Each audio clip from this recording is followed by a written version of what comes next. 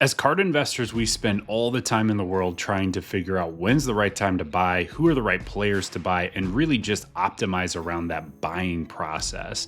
And yes, it's definitely important because if you make a bad buy, you're setting yourself up for failure right away. But in this video, I'm going to walk you through a couple of simple frameworks you can use to evaluate the cards that you already have to make sure that you're actually putting yourself in the best possible position for success as a card investor. So one of the most difficult decisions in the card market is, do we hold or do we sell? And this is something that we grapple with constantly. When cards are up, do you hold out for more or do you sell and take the profits? When a card is down and you're actually upside down on a card that you bought, do you sell it and move on to the next one, or do you hold and hope that things turn around? The challenge is we never know for sure until after the fact. Hindsight's 2020, but until then, we have to do the best we can with the available information at the time. And so one of the practices that's helped me get to the next level in the sports card market is regularly evaluating my own inventory to decide, all right, do I still believe in this card the same way that I did when I bought it, or have things changed? And the thing is, when things change, you're allowed to change your opinion on a player. You're allowed to change your opinion on an investment. In fact, it's smart. It's something that you should be doing if you want to maximize your success in this market. It's kind of like if you were investing in the stock market and the CEO had this big scandal and was getting fired, and you have this information available, but instead of selling your position on that, you're just holding out and seeing what happens anyway and kind of ignoring the fact that you have this news that you know about now. It makes no sense, right? Like, as things change, we've got to change our strategy along with those changes to make sure that our investing strategy matches the current version of reality.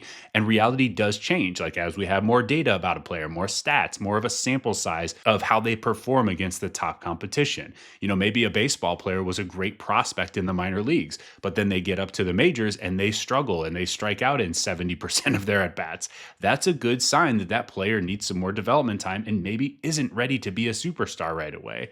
I want to change my investing strategy accordingly. In basketball, maybe you invested in a player thinking he'd have a bigger opportunity, then the season comes and he's only playing 12 minutes a game.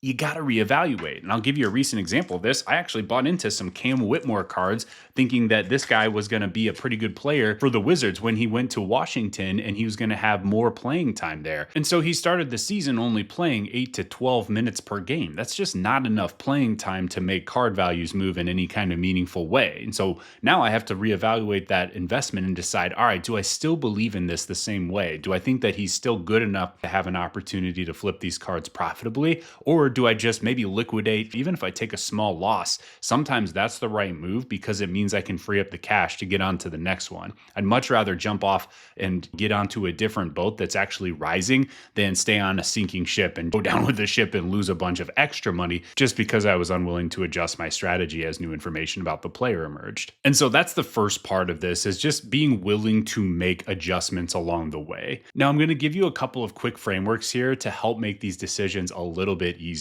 So the first one's what I call the why-win framework. So this is something I encourage the members of our community to do all of the time with every single investment. Is before you buy into a card, be looking at the reason why you think that card's value is going to rise, and then ask yourself, when do I think this card is realistically going to rise in value?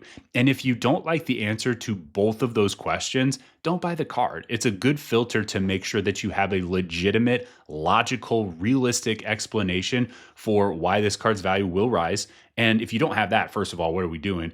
But second of all, you want a timeline attached to it, because if you don't have a timeline, then we're kind of just hoping for the best. If we're just leaving it up to chance and maybe somewhere down the line we'll be able to flip this thing. Like, no, I want a firm timeline. I want to know exactly when I have the best chance to flip this card. And I might be wrong, but as long as I have a logical investing thesis, like as long as I have a good kind of hypothesis for what's going to happen and why and when, that's exactly what I'm looking for. That's the type of objective investing decisions that I want to be making. Now, we can use this to evaluate investments before we buy them, but we can also use this framework when we already have cards. So for my current inventory, I can always go back through and say, okay, this was the original reason why I thought this card's value would rise, and this is the original timeline.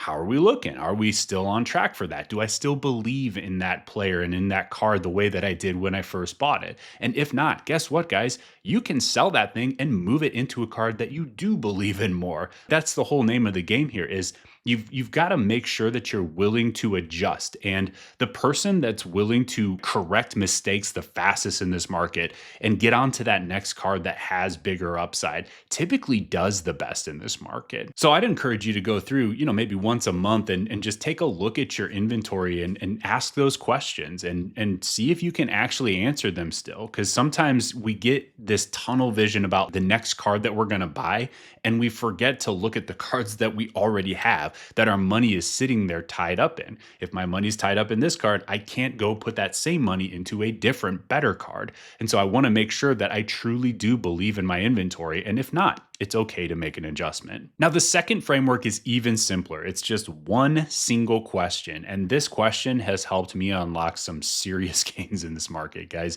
I attribute a lot of my success to frameworks like this, and this is one of my favorite ones. So I talk about this in my book on page 134, and I refer to it in the book as the question. Is this the card that will rise highest and fastest?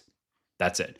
And what we're doing here by asking this question is, when you think about the card that will rise the highest and fastest, if we could always have that specific card and that was what our inventory was, we could make as much money as we wanted, right? Like that's the name of the game, is if you can have the card that will rise highest and fastest at all times, great, you sell it and you move on to the next one that's going to rise highest and fastest, and then the next one and so forth. So, we can't in practice actually do that because there's lag times in shipping, and there's some of the nuance of the card market that makes this a little bit trickier to actually do. But I do think it's a good target to aim for because that's something that will always keep us grounded and make sure that we do actually believe in the cards that we're holding and the cards that we're buying.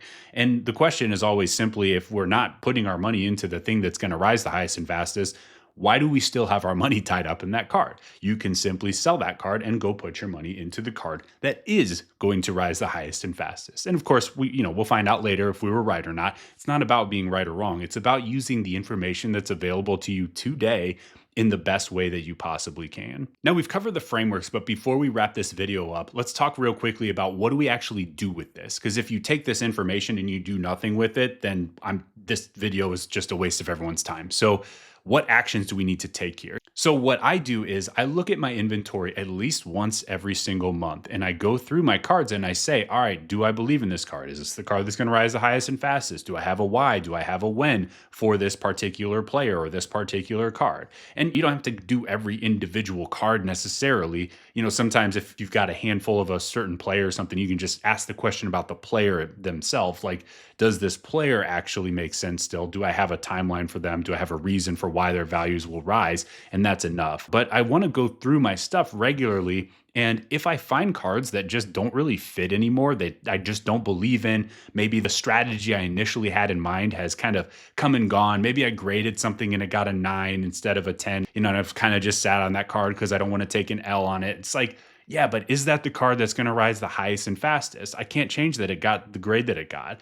But what I can do is move on from that card and get to a card that I believe in more, if that's not a card that I believe in. So that's what I'm doing constantly, is reevaluating my own inventory to make sure that I'm in the best possible cards that give me the best possible chance of success. So hopefully this will help you make more objective decisions about your inventory. And if you like this type of card content, you like this type of guidance, these types of frameworks, take a look at our card community. It's called Cardboard Profit Ignite. We've got over 100 card investors learning and winning together. I'll leave a link in the description and you can take a look, but otherwise, we'll see you on the next video.